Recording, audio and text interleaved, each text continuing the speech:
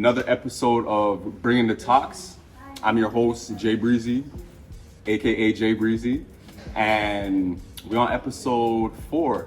It's episode 4. We're back here with another episode, another creative. Somebody in the city that's been, you'll see it too. They've been places that you may not even know they have been. So without further ado, we're here with the one and only Jay. Welcome to the show. Welcome. So how you feeling? How's your day today? I'm stressed. It was a long day today. Down. Yeah. Down. I won't lie to you. We're setting up for a series I'm starting this weekend, so there's just been a lot of moving and setting up today. Yeah. Yeah. So what's the series called? Unsounded. Unsounded. Yeah. Tell me a little bit about it. Well, whatever you can. Yeah, of course. So basically, we're gonna bring in some local artists in. They're gonna sit down with a producer and engineer, create a beat and a song. The song's gonna be based off of like a spin wheel. So they're gonna spin a wheel, and whatever it lands on, whether like a mood, a word, a phrase, they're gonna create something off of that. And then after that, we bring them into the we bring them into the performance room. Yeah. And that's where we're gonna just shoot like a little mini like video for the actual song that they made. Okay. So, yeah. Okay. So when is that looking to? When is that touching the streets? I think on June, like the second week of June. Like I want to just get this done. I'm just go. So I'm trying to get it out for June. Okay. Yeah. That's what's up. Yeah. All right. So introduce yourself to the people. Let them know who you are, what you do. I'm Jay. I'm a videographer and editor. I'm also a dancer and actor, but right now I'm really just sticking to the videography right now. Yeah. Yeah. And when I say she dance, like she be moving. I'm telling you. Yo, I'm low-key retired. Really?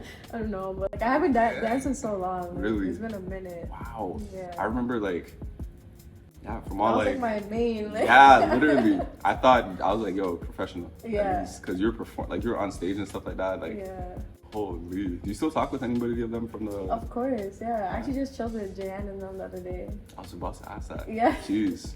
Shout out if you're ever watching. Right. Shout out Dole.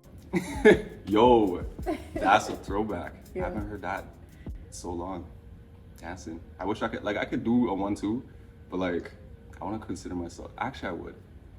Dance. I'm just not like a. I feel like everyone could dance. Like what's besides ballet and more technical stuff, like what's the definition of a dancer really? So I feel like as long as you can hold a beat, hold a rhythm, you're good. That's really it though. Yeah. But something like that would inspire somebody to become a dancer, whether to teach it professionally or whatever. What really inspired you to be like, okay, I'm a dancer, but whoa, I'm also a videographer?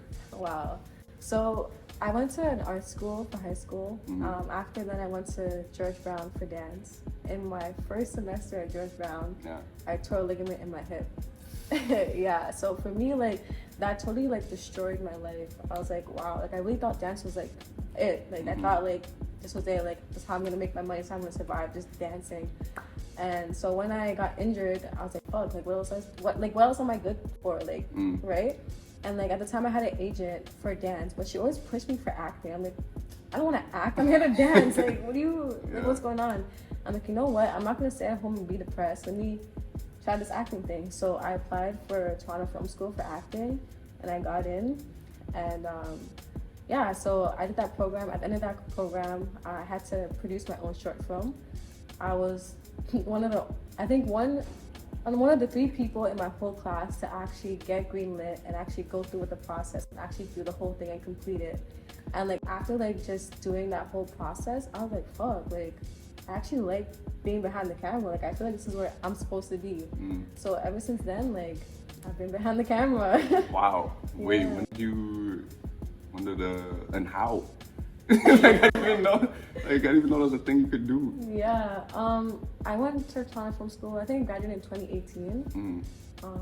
And yeah, just after the whole program, they just gave you all the tools and resources to create your own short film. And I just took it and ran with it. Yeah. Yeah. And But what was go ahead. I was gonna say it was a hard process. It was not easy at all. I had to get licensing. I had to put my whole crew together. I had to find a grapher. I had to find lighting people. I had to find a church because my concept was this girl who was she was a daughter of a pastor and she wanted to become a dancer, but her pastor's dad was like, no, I'm not. I'm like, you're not gonna be shaking your ass on BET. Like, you're my daughter. Like, I came here and all this not for you to go be a dancer. No, like, yeah. You know what I mean? So like, I had to find a church, and just like the whole process was just, it was a lot. Yeah. So you're talking about the process, all the like the moving parts and stuff. Like,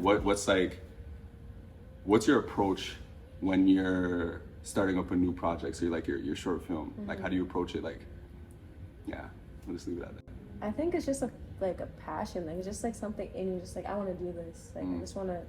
It just pops in your head and you just run with it. Cause it's like, it's either you go with it or you don't. Yeah. You know what I mean? And I feel like for me, especially, like, if I have an idea, I have to jump on it now or I'm never gonna do it. And you that's talk just, yourself out of it. Yeah, exactly. And especially with like this Unsounded that's about to happen. Like, I really had to like just run with it because I'm like, yo, it's a lot of work, a lot of moving parts, and like if I don't get this done, it's never gonna get done. So I just kind of just threw myself into it. I think I thought about this probably about like a month ago. Really? And here I am now. And like, if I had found that, it would never had happened. Exactly. Yeah. Don't rob yourself. You could start at the point and then say, like, look back and say, hey, like, I'm a month in or I'm a year in. Or and if it doesn't work, it doesn't work. But like, at least you know you tried, right? And like, I'm at the point where I'm like, yo, I can't go back now. Like, so whatever comes out of it, comes out of it. Yeah. But, and what's the short film name? Camille. Camille. Yeah. What's it about? That was the girl's name, the daughter's name of the pastor. Oh, okay. Yeah. Okay. So it's just her, just her like navigating through life, trying to like become a dancer and opposing to her dad, whatever. And then like my favorite scene was the last scene because she sits down in the church and she pulls out a gun out her back and like puts it to her head in the middle of the church while everyone's there. So it's kind of just like. And that's what you cut out? That's why I ended it.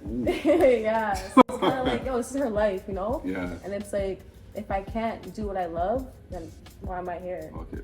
Yeah. Yeah, I feel that. Yeah. That's exactly why I've been with doing something like this. Like, I've been sitting on it for a little bit too, but I was just like, you know what? Just gotta do it. It's not gonna do itself. Like you just gotta do it, honestly. Yeah. So like you're starting out, everybody has like. I've just been really grateful. Yeah. Thank you, Jesus. Just honestly just putting yourself out there and putting yourself in positions where people can see like your work and see your determination and your goals and that you're willing to do this, and people will help you, you know? Yeah. So just do it. Just reach out. Yeah. Network. Yeah, literally networking. Yeah. I'm a very quiet and introverted person. And you know, like, which is crazy because I want to say like back in the day, that was not. Yeah, I'm telling you. Whoa, like, that's crazy to see. Yeah, so I don't know, like networking was really hard for me, and like I don't know, you just gotta do it. I don't even know what else to say. Just throw yourself out there. Yeah, and you never know what happens. That's yeah. true. So like, what about we talking about like your workflow? Excuse me, like your workflow. So I'm talking like pre-production to post-production. If you're working on like your short film, what is like some of the things that go on through pre-production? And we'll talk about post-production after, but start with pre-production. Pre-production is all the brainstorming, all like putting all the moving parts together. For the film, I had to write the film. I had to go to my school and get it greenlit, so they like okayed it, said okay, like this is good, you can do it. And after that, like you find a crew, put your crew together, find a space, find equipment, and then from there you just that's it, just have do all the it. setup, just like, Set it up. Everything that you need, just do it one by one by one by one, and eventually like you're at your finished product. Okay, and then now we're shooting. Yeah, when you need to getting the shots that you need to get. Yeah. And we end up with a post-production. Yeah. Like what goes on, tell people what happens in post-production. For the short film, I wasn't too much a part of the post-production. I wasn't an editor at that time. I was just strictly acting and like script writing. Yeah. But now as an editor, like editing is so stressful and it's so hard. I don't care anybody says, yo, be kind to your editors because they're going through it. Like, you don't understand. Like, that shit is stressful. Like, how much footage you have to go through, have to scan through, and like, and there might be a whole piece that has nothing in it that's good. But you never know. You might go to the next like file and then that has like all the magic in it. But like if you skip over that file, you're never gonna know. You're not gonna find that magic, you know. So you really have to sit there and go through every single file, and you know. So it's hard. But like you just gotta push through. YouTube taught me. YouTube University, Jeez. That's the go-to. Like I'm not even joking. What'd you learn from that? I learned everything from that. I remember at Manifesto I had to figure out how to like do like a multi-camera live stream using Black Magic. Wow. Yeah, I went on YouTube and it took me 3 months, but I figured out that shit. I didn't know how the fuck I did that, and on top of that too, like I didn't even know what any of the equipment did. Yeah. Like they bought the brand new boxes in there. They're like, yeah, Janae, this is all you. I was like, that's wild. Yeah. Well, honestly, we're blessed because we're coming up in a time where internet's here and the possibilities are like endless. Yeah. Like, you can go on and learn anything, honestly. Yeah. That's dope. Yeah. Wow. So post-production, you're doing like the editing now. Yeah. I'm even starting a little bit of it myself, like I was telling you. Yeah. And like, I'll say it a second time, be nice to your editors. Like they're trying to like sync the video and the audio. Yo, that's the worst ones. When you have one camera with audio and the next camera doesn't have audio, you have to sync that. Like, nah. It's especially one thing I was doing like while I was so we here, shoot. We just got a little break or whatever because they're doing some stuff over there. Bloopers, you know what I mean? Wow.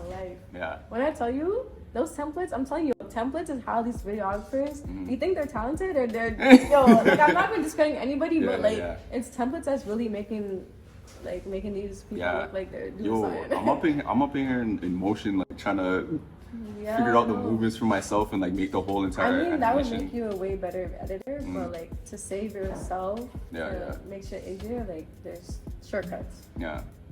Jeez. Well, yeah, so finish up on talking about the post-production.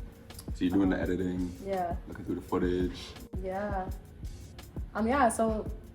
So basically my process is like going through the footage, cut out like all the good parts, all like the shots that you think is like really nice, and then just like putting it together. Honestly, it depends on like what you're editing. If you're editing like an event or like something that's like more fast paced, like finding the right music that suits the event.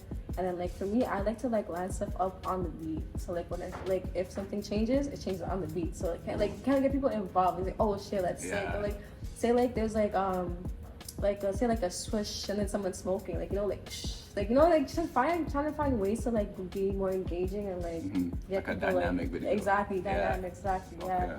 But more like interviews, they're more like just cut and paste, like cut back and forth, line up audio. There's not really anything about like finding like good footage because kind of like you have to use the whole thing anyways. Yeah. Unless like the producer wants like certain parts that are like to be highlighted. But yeah. But it's hard. Interesting. Yeah.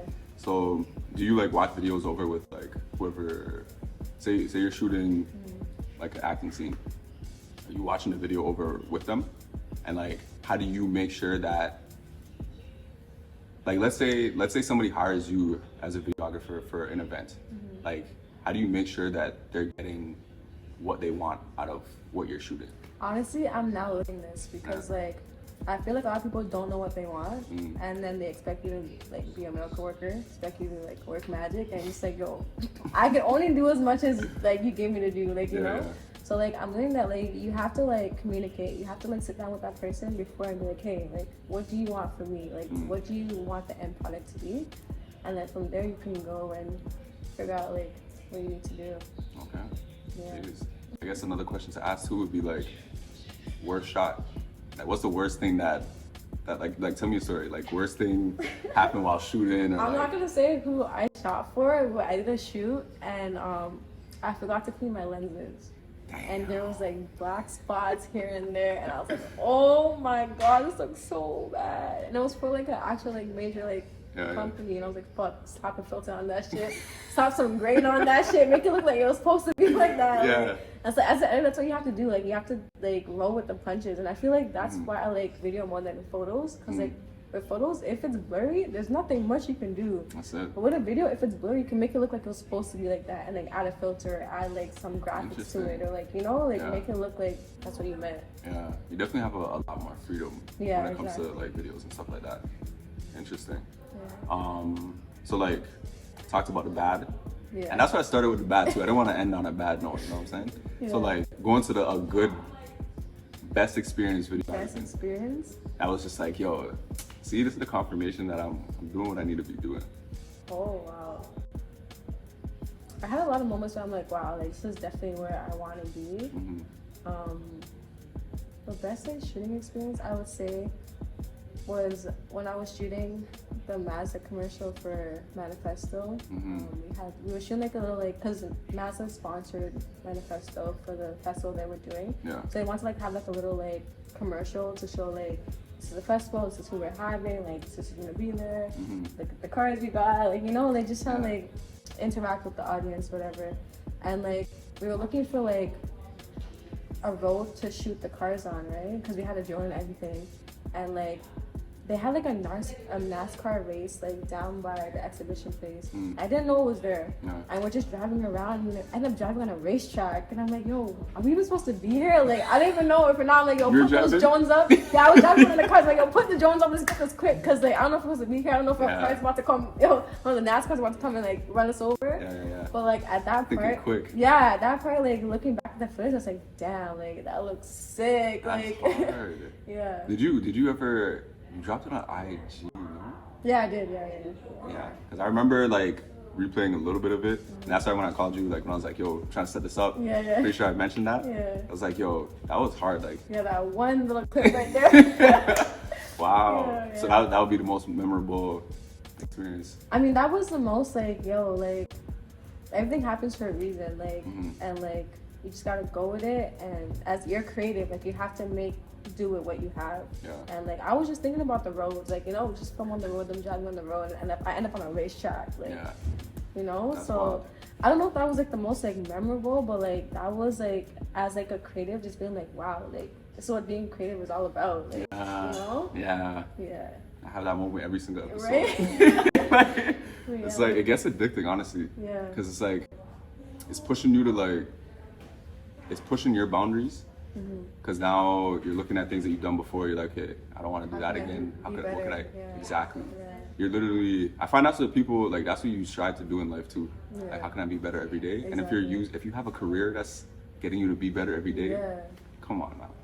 I can't lie though. Like in the last like year and a half, like I lost my motivation. Like this industry, like behind closed doors, it's so fucked up. Like the way people talk to you, treat you, they don't want to pay you, or they want to pay you chump change, or they want, like, you know, like it's just so much things that happens behind the scenes that you just like, it just like makes you not want to do it. And like I find that like you cannot like rely on motivation. You have to rely on like discipline. And like that's something that I'm also learning. Like motivation is not gonna take you nowhere, because that motivation is gonna come and go, you know. But like that, like discipline and that end goal is what you need to like focus on.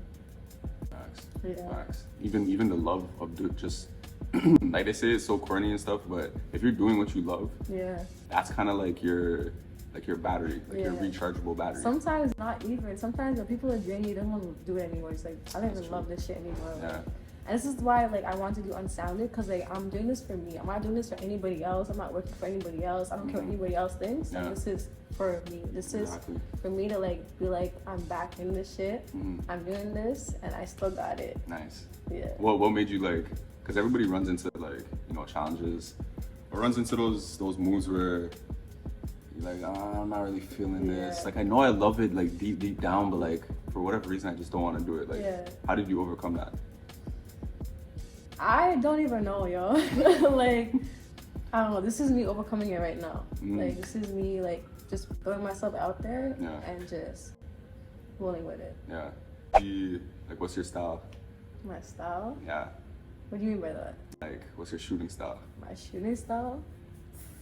I don't even know if I even have a style. Like, I feel like I just, like, if I'm doing an event, like, I just see, like, who's enjoying themselves, who's smiling, who's engaged, who wants to be on camera, because that's very important. Like, find people that want to be on camera, because some people love the camera. Like, I remember one time I was shooting a brunch, and this one girl was like, eating the strawberry and doing this and that. I'm like, the camera's loving that. Like, and like, it might look so extra, and that's another thing too. Like, when you're like filming something, like even as an actor, like it might feel like you're doing the most, but you're not. Like, if you feel like you're doing too much, you're not doing enough. You have to do the camera like wants you to be as extra. I finally understand it. Starting this up, I finally understand that line.